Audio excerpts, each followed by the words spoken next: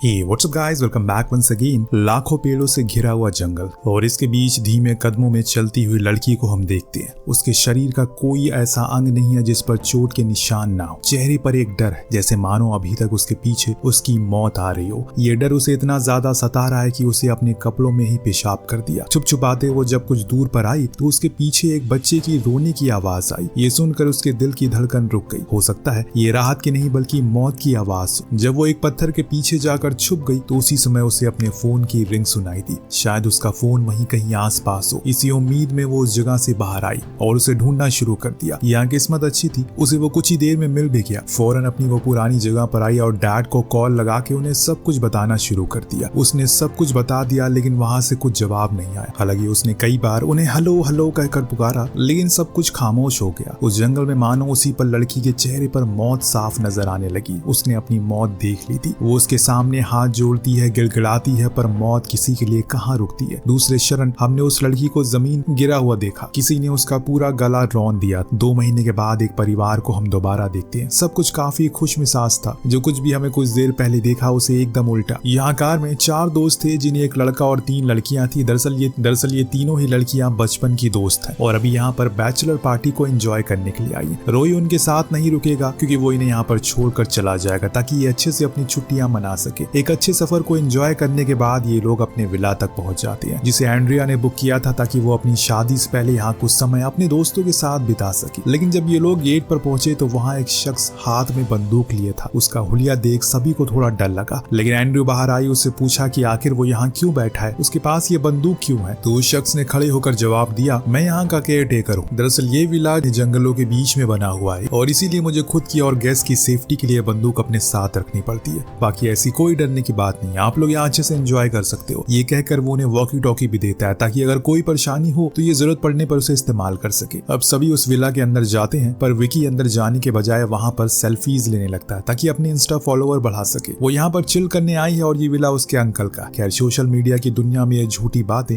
काफी आम, पर राव उसे फोन यूज करते हुए देख खुश नहीं होता। उसका कहना था, हमने यहाँ आने से पहले डिसाइड किया था, हम में से कोई भी फोन इस्तेमाल नहीं करेगा, तुम्हें भी फोन यूज नहीं करना चाहिए और तुमने फोन शुरू कर दिया यूज करना, लाओ मुझे दे दो। अब विकी को थोड़ा बुरा तो लगता है क्योंकि वो बिना फोन के कैसे रहेगी, लेकिन बाद में उसने अपना फोन राव को दे दिया जो इन्हें वहां छोड़कर चला गया। तीनों लड़कियां अब विला के अंदर जाती हैं जो काफी बड़ा और खूबसूरत। इन्होंने अपने सामानों को रखना शुरू किया। थोड़े समय बाद हमें राबिका और एंड्रिया को बातें करते हुए सुना। उनकी बातों से साफ पता चल रहा है कोई ऐसी चीज है जो एंड्रिया नहीं चाहती कि किसी और को पता चले। फिर बाद में ये दोनों अंदर चले जाते हैं लेकिन वो वॉकी टॉकी वहीं छूट जाता है। इसके बाद में राबिका नहाने के लिए चली जाती है लेकिन उसी समय उसे ऐसा महसूस हुआ जैसे मानो कोई उसे छुप कर देख रहा हो।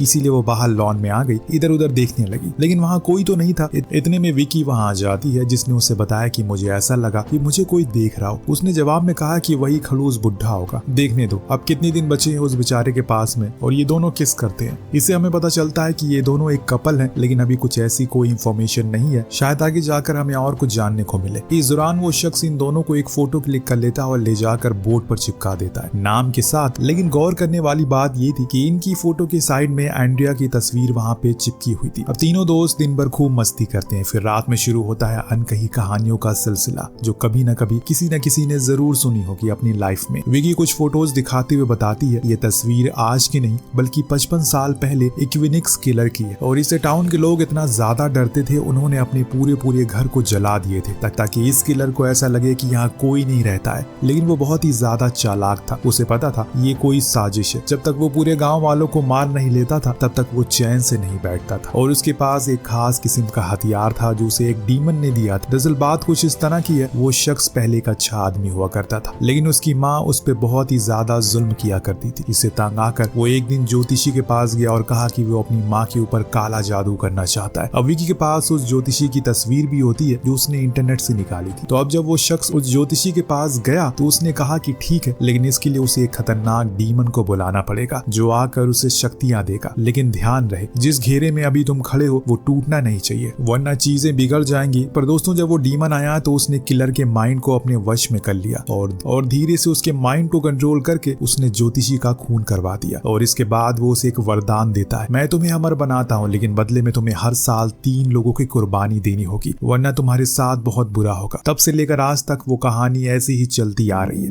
लेकिन कई लोगों का ऐसा मानना है कि ये सब कुछ सिर्फ अफवाह है, लेकिन कुछ अभी भी इस बात को सच मानते हैं। हर साल किसी न किसी वजह से 3 लोगों की जान जरूर जाती है। अचानक उसी समय दरवाजे पर किसी की दस्तक होती है, तीनों का गला सूख गया। ये कौन आ गया इस समय पर? एंड्रिया जब खिड़की के करीब गई तो उसने वहां हूबहू वैसा ही शख्स खड़ा मिला जो अभी कुछ देर पहले उसने कहानी में सुना था। उसके चेहरे का रंग उड़ गया। जब उसने हाथ में वही हथियार भी देखा तो वो समझ गई शायद उनका खेल खत्म है, इसीलिए वो फौरन जाकर सभी गेट को लॉक कर देती है। वो किलर अंदर आने की कोशिश करता है, लेकिन जैसे तैसे करके इन्होंने गेट को आखिर बंद ही कर दिया। सबसे बड़ी मुसीबत ये थी, इनमें से किसी के पास कोई मोबाइल फोन नहीं था, सिर्फ वही एक वॉकी टॉकी था जो सुबह रेबिका बाहर ही छोड़ कर आ गई है। तो अब किसी को बाहर जाना पड़ेगा। वही दूसरी तरफ विकी डर के मारे अपने रूम में जाकर छुप जाती है, क्योंकि उसे बहुत ही ज्यादा डर लग रहा था। पर उसका ये डर तब और बढ़ गया जब उसने देखा कि रूम की खिड़की के बाहर वही मास्क मैन खड़ा है। इधर एंड्रिया ने बताया कि उसे एक चाकू मिला है, उसने खिड़की के नीचे कांच के टुकड़ों को बिछा दिया, अगर वो अंदर आने की कोशिश करेगा तो जरूर घायल होगा। रेबिका ने बताया कि वो बाहर जा रही है वॉकी टॉकी को लेने के लिए और वो गेट को खुला रखे। इतना कहकर वो भागते हुए बाहर गई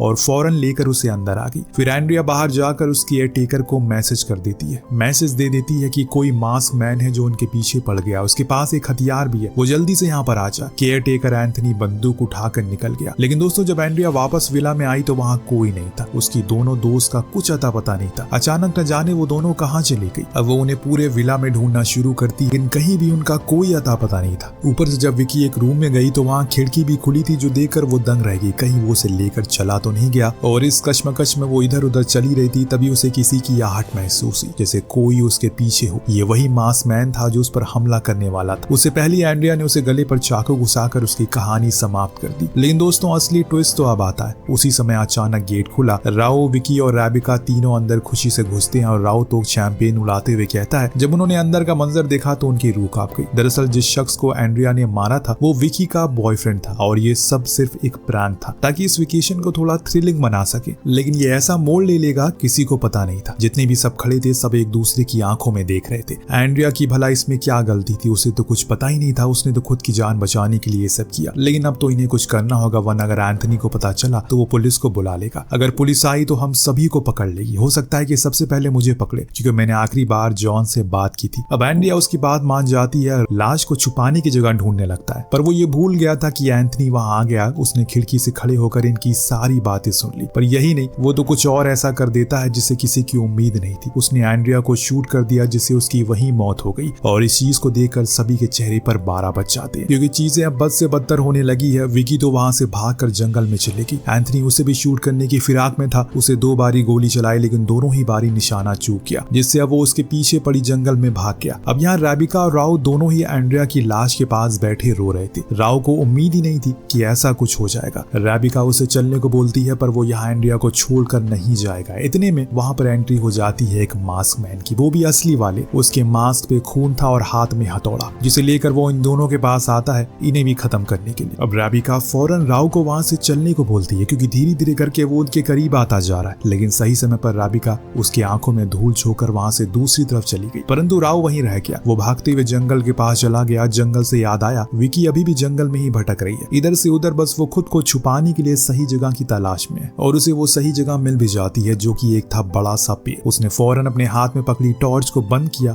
और वहीं मुंह दबाकर बैठ गई। लेकिन वो अभी भी उसके पीछे था, जैसे कि मानो वो उसे कुछ पुराना बदला चुकाना चाहता हो। उसके दोस्त ने उसके दोस्त को मारा था, तो फिर एंथनी के अंदर कीड़ा क्यों मचन? बहुत ही गहरा सवाल है। खैर ये बेचारी उसी पेड़ के पीछे छुपी रहती है, पर उसे बहुत ही ज्यादा डर लग रहा है, जिस चक्कर में उसने पेशाब तक कर दिया। इसकी गंध अब एंथनी को आना शुरू हो गई। इस बीच हम विला के बाहर उस मास्क मैन को देखते हैं, जो राव के सामने उस मास्क को उतारता है। जब उसने असली चेहरे को देखा तो उसके चेहरे को ऐसे लगा मानो वो उसका बहुत ही करीबी हो, जो न जाने किस बात का बदला ले रहा हो। राव भी अब तैयार था, क्योंकि ऐसे भागने से कुछ नहीं होने वाला। वो मास्क मैन उस करीब जाता जा रहा है तो वो एकदम पीछे होता जा रहा है, और ऐसे ही पीछे जाते जाते वो एक ट्रैप में फंस गया, जिससे अब वो वहीं फंसा रह जाता है। लेकिन अब उसे पता चल गया कि उसकी मौत तय है, इसीलिए वो चीखना चिल्लाना शुरू करता है। उसकी चीख रेबिका सुन लेती है और कार की चाबियां लेकर उसके उसके पास भागते हुए आती है। उनकी कार तो वहाँ है ही नहीं, सिर्फ एक साइकिल खड़ी है। ये देखकर वो हिल से गई क्योंकि अब उसे समझ में आ गया कि जरूर कुछ बड़ा झोल है। लेकिन तभी अचानक उसे एक बच्चा दिख गया उन्हीं झाड़ियों के बीच में, जो उसे खामोश रहने को कहता है। इधर राव बुरी तरह से जख्मी होकर वहीं पड़ा था। उसके सामने वो मास्क मैन खड़ा था, पर वो उसे मार नहीं रहा था, बल्कि उसे वहीं खड़ा होकर बस देखे जा रहा। शायद उसे मजा आ रहा। इतने में राव की नजर पड़ी विकी पर, जो कि भागते हुए विला के मेन गेट तक पहुंची, पर अफसोस कि वो लॉक था और इसीलिए वो उसे ओपन नहीं कर पाई। जब उसने घायल राव को देखा तो डर गई और वो उसे इशारा करता है एंथनी के रूम में जाने का। हो सकता है कि वहाँ कुछ मदद मिल जाए। इसीलिए विकी समझ गई और वो उसी तरफ भागी। इधर राव इसी मास्क मैन का ध्यान भटकाने में लगा था। इस बीच हम राबिका को देखते हैं, जो बड़ी ही अजीब सी जगह पर पहुंची, जहां उसे दोबारा से वही बच्चा दिखा जो उसे अपने साथ चलने को बोलता है। जब राबिका उसके पीछे गई तो उसने देखा कि वो अपनी कार के पास आ गई है, लेकिन उसकी कार में उसका इंजन गायब है। मतलब साफ है, चाहे कुछ भी हो जाए, वो मास्क मैन या फिर जो कोई भी इस गेम में मिला हुआ है, वो नहीं चाहता कि ये लोग यहाँ से बाहर जाएं। इतने में उस बच्चे ने इशारा किया क्या वो उसे कॉल करनी है, तो राबिका भागते हुए उसके पास गई और कहा कि हाँ। तब वो बच्चा उसे लैंडलाइन फोन तक देता है, जिसे वो तुरंत पुलिस को कॉल करने की कोशिश में लगी। और इस बीच विकी, जो कि एंथनी के कमरे में पहुंच गई, लेकिन यहाँ आकर उसे कहानी का थोड़ा बहुत हिस्सा तो समझ में आ जाता है। जब उसने वहाँ टोकरी में बहुत सी लड़कियों की आईडी देखी, जिसकी तस्वीरें बाहर चिपकी दीवारों पर। उन्हीं में से इन चारों दोस्तों की भी फोटो थी, लेकिन सबसे हैरान कर देने वाली चीज थी, वो थी एक स्केच पेंटिंग, जिसमें वो मास्क मैन हथियार लेकर खड़ा था। एंथनी ने उसका हाथ पकड़ा था और थोड़ी दूर पर एक बच्चा भी था, यानी कि ये सभी मिले हुए हैं। लेकिन अभी वो बच्चा तो राबिका की मदद कर रहा है। वो उसे लैंडलाइन के पास ले आया, लेकिन राबिका ने देखा कि उसकी लाइन कटी हुई है, जिसे वे कुछ देर पहले काटा गया। ये देखकर वो समझ गई कि ये काम इसी बच्चे का तो नहीं है। और इतने में वो बच्चा अपने जेब से एक इंजेक्शन निकालता है। राबिका के ऊपर कई बार उसने हमला करना शुरू किया और वो दर्द के मारे चिल्लाते हुए उसे दूर धक्का दे देती है।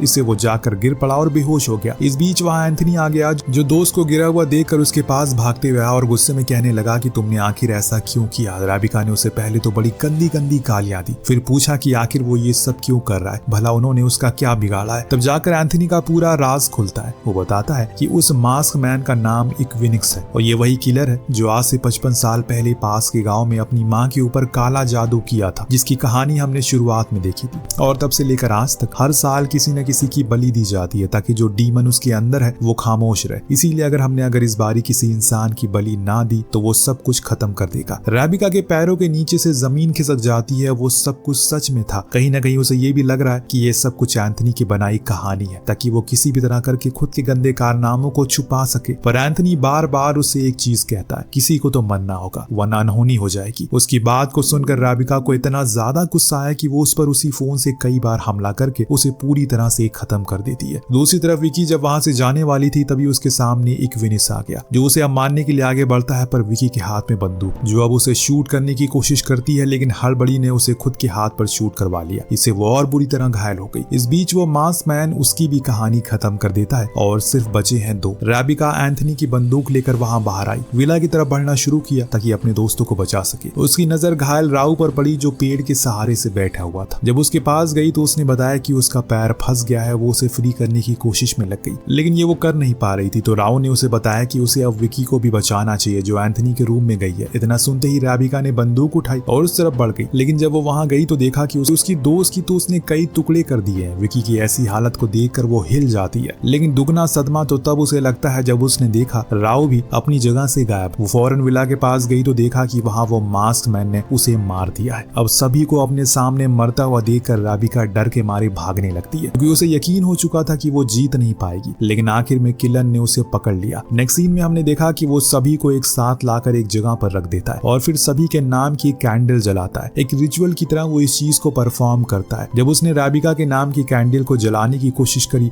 वो बार बार बुझ जाया करती है, जिससे वो समझ गया कि वो अभी जिंदा है और पहले वो उसे ढूंढने के लिए जाता है। पीछे से राबिका ने आकर उस पर चाकू से हमला किया और उसे गिरा दिया। वो मर गया था ऐसा राबिका को लग रहा है, लेकिन अभी वो जिंदा था, क्योंकि उसके अंदर डीमन है जो अमर है, जैसे कि हमने शुरू में सुना था। लेकिन उसकी एक कमजोरी है और इस डीमन की कमजोरी उसके गले पर लटकी वो ताबीज है जो उसे शक्ति देती है। ये भी राबिका को उस दिन विकी ने बताया था और तभी उसे वो किलर उठा लेता है, जिससे कि राबिका का दम घुटना शुरू हो गया। उसने उसी समय वो ताबीज उसके गले से छीन लिया और उसके सीने में घुसा दी। डीमन समझ गया कि उसकी कहानी यहीं पर खत्म होने वाली है, लेकिन वो ये कहते कहते राग बनता है कि वो वापस जरूर आएगा, किसी और भेष में और ज्यादा ताकतवर बनकर। धीरे धीरे करके वो राग बन गया और उसकी वही कहानी खत्म हो गई। कुछ ही देर में सुबह हो जाती है। राबिका यहाँ आई थी अच्छी यादों को बनाने के लिए, लेकिन अब लौट रही है कुछ बुरी यादों को लेकर जो कि वो कभी भूल नहीं पाएगी। और इसी के साथ कहानी का पहला पार्ट यहाँ खत्म होता है। लेकिन एक मिनट, पहला पार्ट खत्म होने के बाद पार्ट 2 शुरू हो गया, जिसे हम एक इंसान को देखते हैं जो किसी विला में नहीं बल्कि एक पार्टी में जा रहा है। पर अब ये कौन है? क्या वो बच्चा तो नहीं है? आपको क्या लगता है? कमेंट में जरूर बताएगा।